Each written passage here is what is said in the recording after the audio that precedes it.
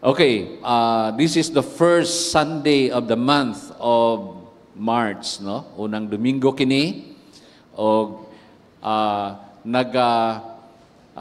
focus kita niining bulana sa atong mensahe mahitungod sa pagbalik sa atong Ginoo. Hopefully, we can cover all the important topics about the second coming of Christ for 5 Sundays of the month of March. So ayaw ninyo si Piata tungod kay dunay mga importanteng mensahe ang Dios alang kanato matag Domingo unsaon nato maandam sa pagbalik sa atong Ginoo. O karong buntaga ang atong tema nagasentro sa the certainty of Christ coming, no? Ang kasiguruhan sa pagbalik gayod sa atong Ginoo. Magaampo na kita. Balaan nga Dios, kami nagaduol kanimo uban ang pagpasalamat. Nga kami makasimba kanimo. O salamat o Dios sa paghimo kanamong takos pinaagi sa imong grasya ug sa imong kaluoy. Nga kami Ginoo makasimba sa among buhi ug balaan nga Dios. Nagaampo ako amahan nga ikaw padayon nga makigsulti kanamo pinagi sa imong balaan nga pulong. Gamita kini o Dios sa pag-andam kanamo ilabi na sa pagatubang namo sa imong pagbalik pag-usab. Among gitugyan kini nga panahon diha sa ngalan sa among Ginoong Hesukristo. Amen o amen. Nining atong gitawag nga fast-paced environment, no? Nga halos tanan nga mga butang paspas na. Paspas na, especially with the evolving of technology we have. Ang problema tungod kay ang delays are becoming hard to handle for us. Walay gusto nga kita ma-delay. Na-notice ba ninyo na? No? Kanunay kitang gihulma sa kultura nga dili gusto maghulat. We want to travel fast. Mahimo unta, moabot dayon ta sa atong destination kung asa man kita padulong. Communications nga kaniadto moabot og mga binulan. Apan karon mahimo nato sa pipilan na lang ka mga segundo. Siguro di kay ni masabtan sa mga millennials uban og mga Gen Z, no? Nga ang communication kaniadto moabot og mga binulan. Kay kung musulat ka imong ihulog sa post office, usa pa na kabulan or less than a month moabot sa imong sulatan, unya mobalos pod siya another month. So, duha ka bulan pa, usa nimo mahibal-an kung unsay iyahang response sa imong letter. But now, it's just at the tip of our fingers, we can send message and receive message anywhere in the world kung doon nalay internet signal. So, ingon ana, gipadali ang atong mga kinabuhi sa atong panahon karon. Ang mga meals kaniadto nga kinahanglan nimo og pipila ka oras mohulat aron nga maluto, no? Labi na og lat-an.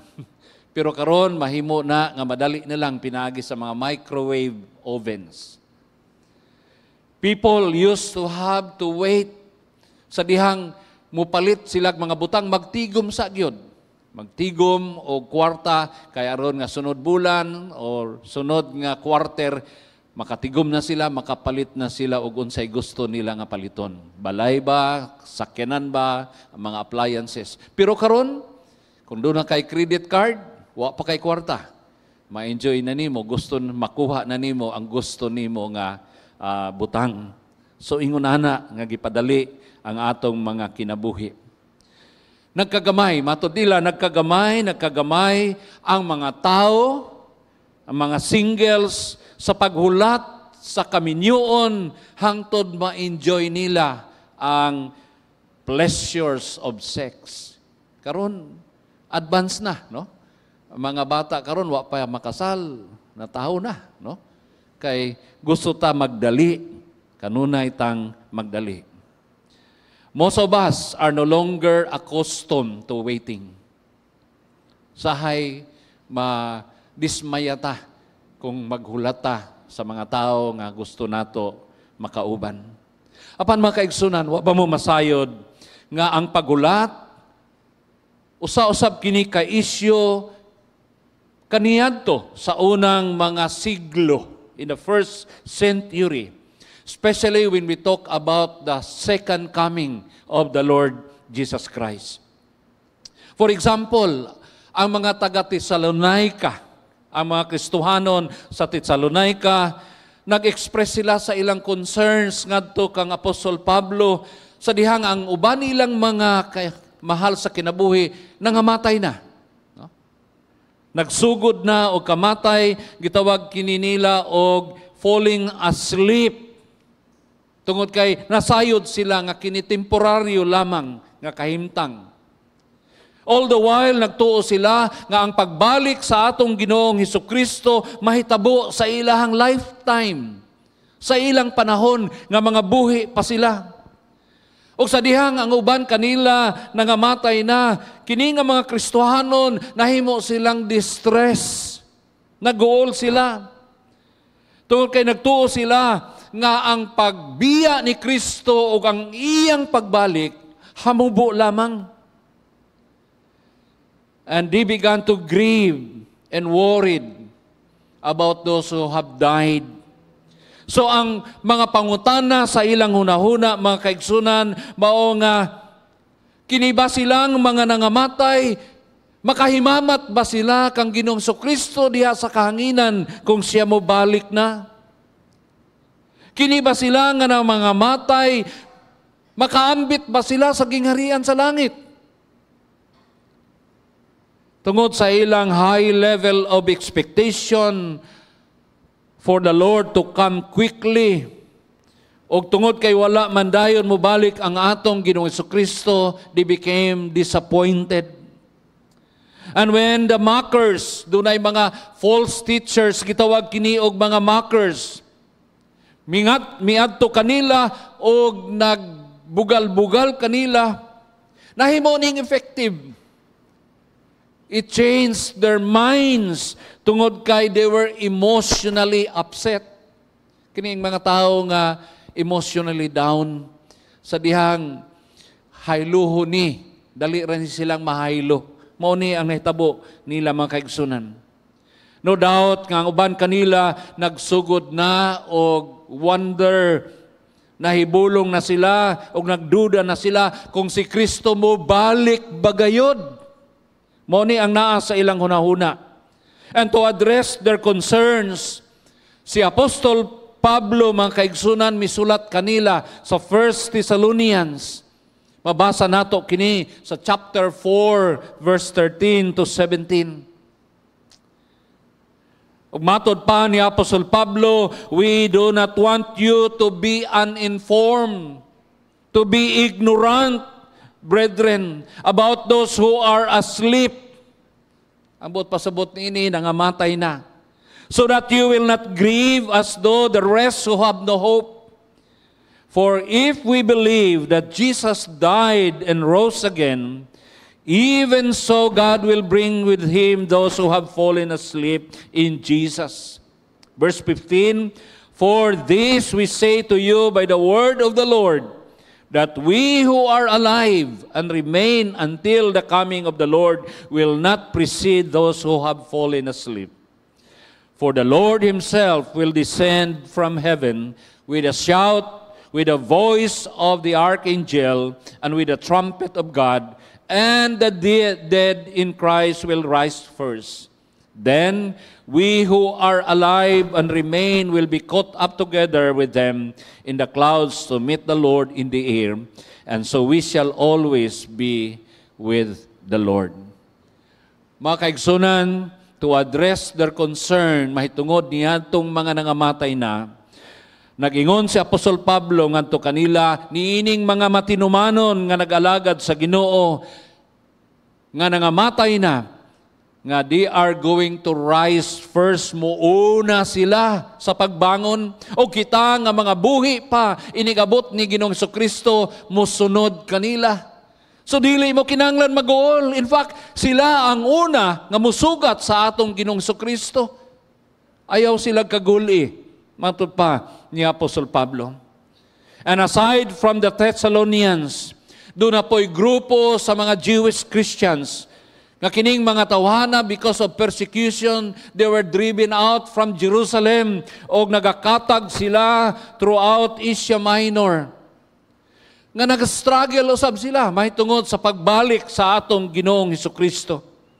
Busa si Apostol Pedro nagapahinumdum kanila nga kinahanglan nga mobalik sila ngadto sa pulong sa Ginoo aron nga sila dili madala o dili malingla mahitungod sa kamatuoran sa pagbalik sa atong Ginoong Jesucristo.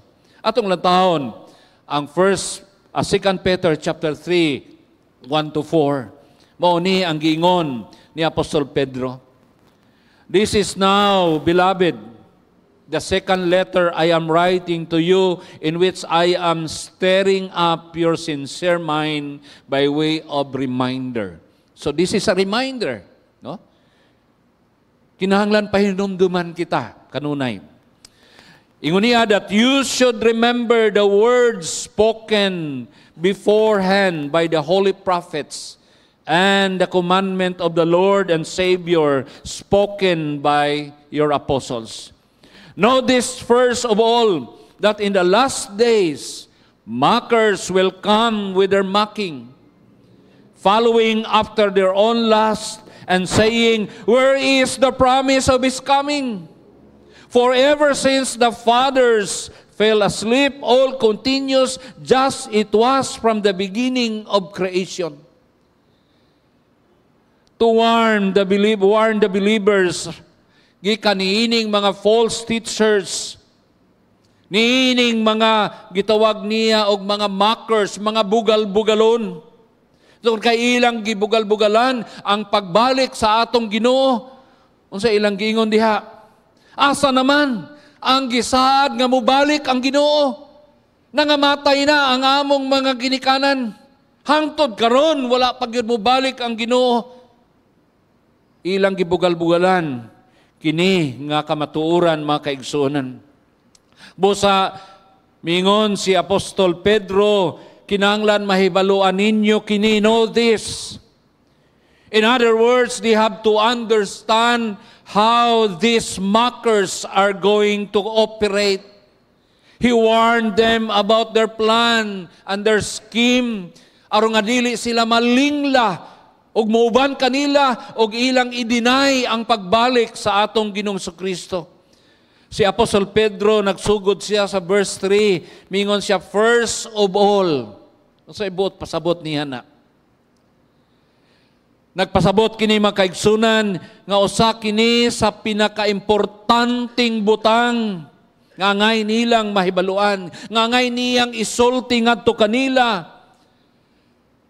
How the mockers, the false teachers will take advantage of the delay of Christ's coming in trying to steal their hope. Gusto sa kaaway, pinaagi niining mga false teachers nga kuhaon kining paglaom nga naa sa mga Kristohanon. Tungod kay sa dihang mawala kanila ang ilang paglaom, mawala usab kanila ang ilang kadrasig sa pag-alagad diha sa Ginoo. Kay unsa may pulos nga mag-alagad ta sa Ginoo nga mga matay raman dayta. Wala man tay paabuton nga himaya nga gisaad sa Ginoo. Tungod kay ang pagbalik sa atong Ginoong Hesukristo makaigsunan, mao ni ang atong blessed hope. Og sa dihang wa natay paglaom, mawad-an usab kita gana diha sa atong pag-alagad sa Ginoo. Si Apostol Pedro nasayod siya kung unsa ka-critical ang atong strong confidence sa pagbalik sa atong Ginoo. Ingon nga kini ang atong bulahan nga paglaom. Busa ang yawa is working hard. aron nga iyang agawon kini nga paglaom nganhi kanato mga kaigsunan. Himuon sa kaaway ang tanan niyang mahimo, aron iyang bugal-bugalan ang kamatuoran mahitungod sa pagbalik sa atong Ginoong Kristo. Mga kaigsunan, kung ang ubang mga Kristohanon sa unang siglo na upset sila nga wala dayon mo balik ang atong Ginoong Kristo, unsa pa kaha kita karon?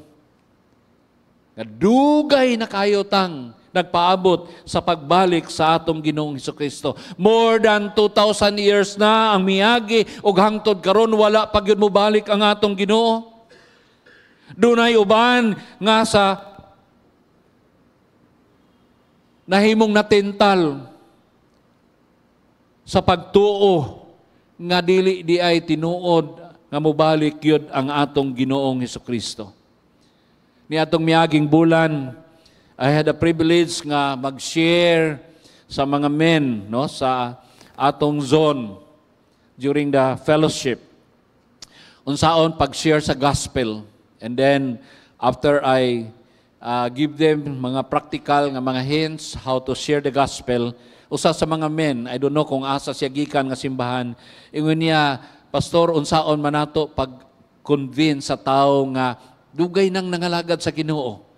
Pero ang iyang unahuna nga dugay na daw siyang paabot sa Ginoo, wa man gid mo balik, busa wa na siya mo alagad karon sa Ginoo. Mahimong dunay mga tao nga sama niya na napul-an na sa pagpaabot sa atong Ginoong Kristo ug miabot sila sa punto silang kinabuhi nga di na sila mutuo nga mobalik pagayod pag-usab ang atong Ginoong Kristo. Si Apostol Pedro, mga kaigsunan, sa iyang admonition alang kanato, mao nga kinahanglan nga atong hinumduman, no? We have to remember the words spoken by the holy prophets, commanded by the Lord Jesus Christ, spoken by the apostles. Kinahanglan mo balik kita sa pulong sa Dios. Kay kung dili nato kuptan ang pulong sa Dios, mahimong madala kita, mahimong malingla kita, niining mga mali nga mga pagtulunan, niining mga bugal-bugalon. Mo uban kita kanila nga ato nang i-deny nga mobalik pa ang atong Ginoong Kristo. Ang pangutana, how not to be swayed and deceived by the mockers. Unsaon man nato nga dili ta madala o dili ta malingla niining mga mali nga mga pagtulunan nga miabot karon sa kalibutan. Tulo ka butang nga gusto nako ipahinumdum kanato mga kaigsunan, aron nga dili kita maglingla o magpabilin kita nga magpaabot sa atong Ginoo sumala sa iyang gisaad nga ni kanato. Una, kinahanglan nga atong kuptan ang kamatuoran mahitungod sa creative and the destroying power of God's Word. Kuptan nato kini nga kamatuoran nga ang pulong sa Dios duna ni gahom sa paghimo ug duna usab kini gahom sa pagguba, pagdestroy. Look at verse 5 and verse 6 then mo proceed ta sa verse 10 sa 2 Peter chapter 3. I hope you will follow sa inyong mga Bible, especially sa inyong mga namoy mga lahi nga version sa inyong Bible o mga translation. Nagaingon din hima kaigsunan, referring sa mga false teachers, mga mockers. Ingon si Apostol Pedro, but they deliberately forget that long ago, by God's word, the heavens came into being, and the earth was formed out of water and by water. Verse 6, by which the world that then existed perished, being flooded with water. Verse 10, but the day of the Lord will come like a thief. This is about the coming of Christ. The heavens will disappear with a roar. the elements will be destroyed by fire, and the earth and everything done in it will be laid bare. Gipahinumduman sila ni Apostol Pedro, aron dili mo matental, dili mo malingla ni ining mga mali nga mga pagtulunan. Kinahanglan nga atong barugan kini nga kamatuoran nga ang pulong sa Dios dunay gahom sa pag-create, sa paghimo. Kay nganuman, ang tanang mga butang ining kalibutan na milungtad pinagi lamang sa pulong sa Dios. Mo nay kahulugan sa creation. Ngagikan sa pulong nga Hebrew nga bara, creating something out of nothing. Nga pagingon sa Ginoo, let there be light. Let there be, mikunsad kini pinagi lamang sa gahom sa pulong sa Dios. Apan sa diyang mingon ng Ginoo nga kini nga kalibutan akong lunupan. Pinagi sa pulong sa Ginoo during the time of Noah, lunupan ang tibuok nga kalibutan. Apan mga kaigsunan, sa diyang mobalik ang atong Ginoong Kristo, kini nga kalibutan, pagalaglagon dili na pinaagi sa tubig, kundi pinaagi sa kalayo. Tungod kay mao kini ang himuon sa Ginoo niining kalibutan nga gigamhan ni Satanas og sa sala. Kinahanglan nga atong barugan kini. Nga kini nga kalibutan na gihimo sa Dios pinagi siya mga pulong, apan kini nga kalibutan na laglago na sab pinaagi sa gipamulong sa Dios. Kaysa dihang atong i-deny kini nga kamatuoran mga kaigsuonan, madala kita sa lingla, sa kaaway, o atong mahimong kalimtan nga si Kristo day mobalik aron sa paglaglag sa mga dautan nining kalibutan na.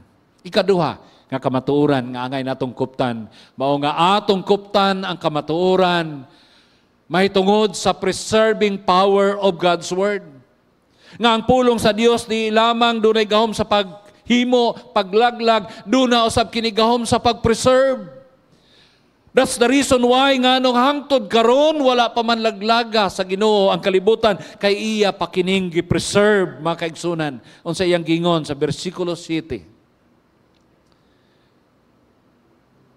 But the heavens and the earth, which are now preserved by the same word, are reserved for fire until the day of judgment and perdition of ungodly men.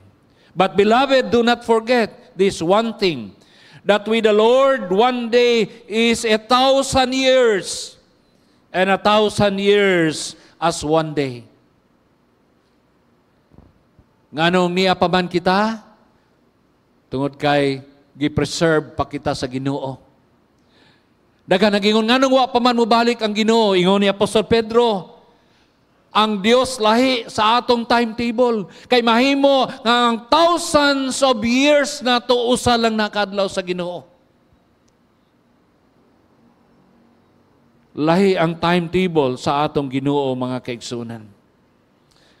Pan one thing good nga pinagi sa pulong sa Ginoo, niya pa kita gihatagan o kahigayunan nga kita makapangalagad kaniya, makabuhat sa buluhaton nga iyang giintras kaniya. Kay kung wa pay buluhaton ining kalibutan na nga gusto i-accomplish sa Ginoo pinagi sa iyang makanakan, pinagi sa iglesia, iya nang gitapos kining kalibutan na. But God continued to preserve this world. Kay nganuman, doon na pa sa plano alang sa atong ministry o sa atong mga kinabuhi. According to the Bible, the Word of God is like glue. No? Mura ni siya glue nga nagakupot everything together in heaven and in earth. Tungod sa pulong sa Ginoo, intact gihapon kita, mga kaigsunan. Tungod kay duna siya'y plano alang kanato. Ikatulo, mga kaigsunan, kinahanglan nga atong kuptan ang kamatuoran mahitungod sa promising power sa pulong sa Dios. Matod pa sa versikulo 9, the Lord is not slow in keeping His promise. Matinumano ng Dios sa iyang gisaad kanato. As some understand slowness. Instead, He is patient with you, not wanting anyone to perish, but everyone to come to repentance. Mao din ni katuyuan. Nganong hangtod karon wala pa mobalik ang Ginoo. Tungod kay iya pang hatagan og tsansa ang mga katawhan nga naa pa sa kalibutan nga kinabuhi nga makahinulsol og makaila kaniya. Og mao ni hinungdan makaigsunan, we have to take advantage of the time nga gihatag sa Ginoo by sharing the good news to these people aron sila makahinulsol sa ilang mga sala o dili sila maapil sa pagkalaglag ni ining kalibutana. Ang uban kanila, mahimong atong mga loved ones. Ang uban kanila, mahimong atong mga silingan, mga kaubanan sa trabaho, mga kaigsunan. Don't you know that there are over 7,000 promises of God's holy word? Ingon anak kadaghan ang mga saad sa Ginoo. And He is going to keep every one of them. Walay saad sa Ginoo nga dili niya tumanon. Ingon anak kamatinumanon ang Ginoo. Nganong mobalik siya, nganong nakasiguro kita nga mobalik siya, tungod kay siya mismo ang nagsaad mga kaigsunan. Nga mobalik siya pag-usab. Pulong ni sa atong Ginoong Kristo. In John 14:1-3, ingon niya, do not let your hearts be troubled. Mao ni ang panahon nga siya moatubang na sa kamatayon sa cross, mobiya na sa iyang mga disipulo, ug nagool sila, nga biyaan na sila ni Ginoong Kristo. Busag ihatagan sila og assurance ni Ginoong Kristo, ayaw mo kagool. You believe in God, believe also in me. In my Father's house has many rooms. If that were not so, would I have told you that I am going there to prepare a place for you? And if I go and prepare a place for you, I will come back. Ngunit saan niya? And take you to be with me, that you also may be where I am. It is the Lord Jesus Christ Himself who promised nga mobalik siya, human niya maandam ang mga lawak dito sa langit. Alang kanato nga iyang mga pinili. Alang kanato nga iyang makanakan. Mobalik siya aron kuhaon kita kung asa man siya, makiguban kita kaniya sa wala nay katapusan. Nilamang si Ginoong Kristo sa iyang pagkayab ang mga anghel nag-ingon nga mubalik si Ginoong Kristo pag-usab. Acts 1:9-11. After He said this, He was taken up before their very eyes, and a cloud hid Him from their sight. They were looking intently up to the sky as He was going, when suddenly 2 men dressed in white stood beside them. Ingon ining mga anghel, men of Galilee, they said, why do you stand here looking into the sky? The same Jesus who had been taken from you into heaven will come back in the same way you have seen Him go into heaven. Kung giunsa niya pagkayab ngadto sa langit, mausab nga siya makita nato nga mukanaw gikan sa langit nganhi sa kalibutan panahon sa iyahang ikaduhang pagbalik. The testimony of angels is of great value. Dili nato ma-discredit ang mga testimonyo sa mga anghel. It was the angel who announced the birth and the resurrection of our Lord Jesus Christ. Og nahitabo kini mga kaigsuunan. Sumala sa gipamulong sa mga anghel. Di lamang si Ginoong Kristo ang mga anghel, bisan ang apostolic testimony in the New Testament letters is emphatic that the Lord will come again. Nahimo ning major nga mensahe sa mga apostoles na si Kristo mubalik pag-usab. 22 out of the 27 New Testament books speak of the second coming. Nagsulti kini mahitungod sa pagbalik sa atong Ginoong Kristo. Mao kini ang mensahe ni Apostol Pedro. Mao kini ang mensahe ni Apostol Pablo, ni Apostol James, ni Apostol John, especially the book of Revelation. Si Jude, uban pa nga mga apostles, mga kaigsunan. Nahimo nilang mensahe kini nga si Kristo mobalik gayud pag-usab. Doon na ba kanato nagduha-duha nga mobalik ang atong Ginoong Kristo? Ang pulong sa Dios nag-ingon nga mobalik siya sama sa kawatan, nga dili siya magpahibalo.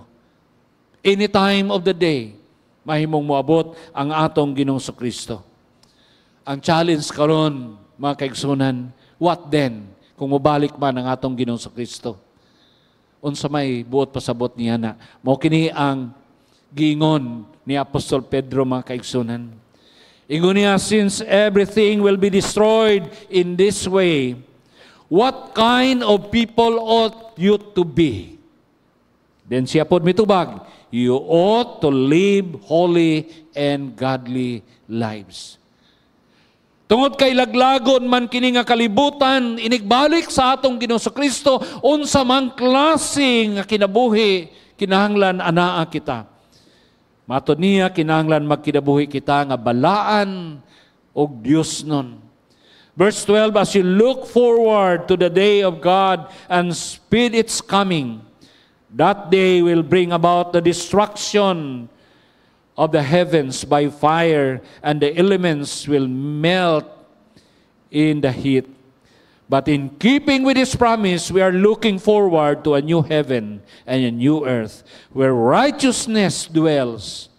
So then, dear friends, since you are looking forward to this, make every effort to be found spotless, blameless, and at peace with Him. Look at verse 14. Iyang gibalik din tungod kay kita nagalantaw man ahead sa pagbalik sa atong Ginoong Kristo, himo nato ang tanan natong mahimo nga kita mahimong mga putli, mahimong mga blameless, o dunay kalinaw uban sa atong Dios. Makaigsunan, dili ta makahimo nga spotless, blameless sa atong kinabuhi. Dili ta makahimong at peace with God. Ngano man, tungod kay kita mga makasasala. Makasasala kita. We fail God, we fall short to the glory of God. Apan salamat, tungod kay ang atong Ginoong Kristo sa iyang unang pag-anhi sa kalibutan. Iya kitang gibalaan, mga kaigsunan. Iya kitang gitubos, aron nga kita dunay kalinaw uban sa Dios, mapasaylo ang atong mga sala. Matod pa ni Apostol Pedro ngadto sa mga taga-Roma, therefore being justified by faith, you have peace with God. Gihatagan kitag kalinaw uban sa Dios, pinaagi sa grasya sa atong Ginoong Kristo. Samtang nagpaabot kita, kung ikaw wala pa'y kalinaw uban sa atong Ginoong Kristo, if you are struggling living a blameless life, dili nato mahimo na sa atong kagalingon. Kinahanglan nato si Kristo nga maoy maghari, magdumina sa atong kinabuhi.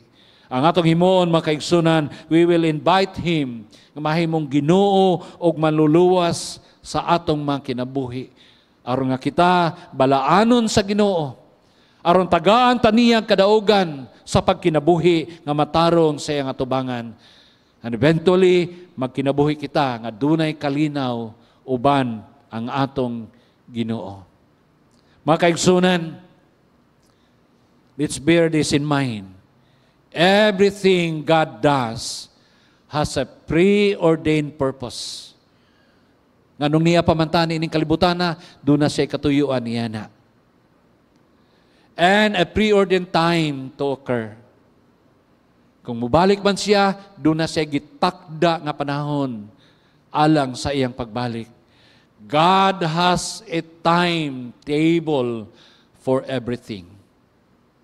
He is truly coming again. Walay duha-duha nga siya mo balik pag-usab. Aya dili ta magpalinla. Doon ay mga pagtulunan nag-ingon nga mibalik naman ang Ginoo pinagi sa iyahang pagpuyo sa atong mga kasing-kasing. That's not true. Tungod kay ang gisaad sa Ginoo, physically, He will come back o makita nato siya, including those who pierce Him, makakita sa pagbalik sa atong Ginoo.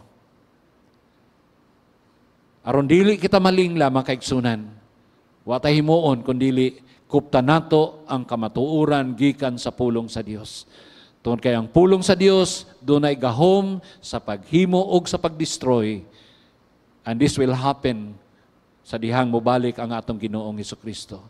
Ang pulong sa Dios dunay gahom sa pag-preserve hangtod nga dili pa ma-fulfill ang plano sa Ginoo sa atong mga kinabuhi ug sa iyang buluhaton, padayon kita nga i-preserve sa Ginoo.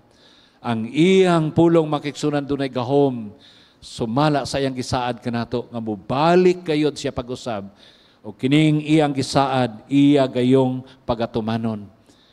Everything God has a preordained purpose and a preordained time to occur. God has a timeless or timetable, for everything. God is coming again. Kinahanglan maridi kita pinagi sa pagkinabuhi nga matarong og sa pagtuman sa gisugo sa Ginoo alang kanato. Let's pray. Lord, salamat Ginoo sa imong mga pulong nga nagapahinumdum kanamo sa kamatuoran nga tinuod gayod nga mobalik ikaw pag-usab. Yes Lord, sa among timetable makaingon mi nga dugay kayo ang imong pagbalik Ginoo. Apan Lord, doon na kay katuyuan sa imong delay. Tungod kay gusto nimo Ginoo nga padayon panamo himuon ang imong mandato sa pagwali sa kaluwasan ngadto sa mga katawhan nga wa pa makaila diha kanimo. Tungod kay gusto nimo Ginoo nga ang mga tao magahinulsol sa ilang mga sala, bubiya sa ilang dautan nga kinabuhi aron dili sila malaglag uban niining kalibutan nga gigamhan sa yawa ug sa sala. Salamat kay Ginoo tungod kay ikaw nga nagasaad sa imong pagbalik, matinumanon ikaw ug imo gayong tumanon ang imong gisaad sa matag usa kanamo. Lord, how wonderful it is. Usa ka nindot nga kasinatian Ginoo nga ikaw mo balik aron sa pagkuha kanamo. Aron nga kami makig-uban na kanimo sa wala na'y katapusan. Kinabuhi nga wala na'y mga pag-antos, kinabuhi nga wala na'y mga struggle mahitungod sa sala. O kinabuhi nga lunlon kalipay, among masinati, uban kanimo sa wala na'y katapusan. Busa Ginoo, ang imong pagbalik mao kini ang among bulahan nga paglaom. O padayon namo nga kuptan kini Ginoo aron nga kami padayon nga magmadasigon sa pag-alagad kanimo hangtod nga ikaw mo balik pag-usab o hangtod nga kami imo nang kuhaon aron makig-uban kanimo sa wala nay katapusan. Dalaygon ka sa walay katapusan o Dios.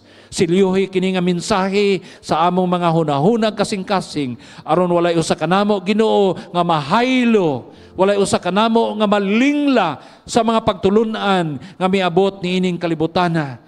Aron kami Ginoo mahimo gayong makugihon og andam sa imong pagbalik. Kining tanan Lord among giampo sa ngalan sa among Ginoong Hesukristo, among Ginoo maluluwas. Amen.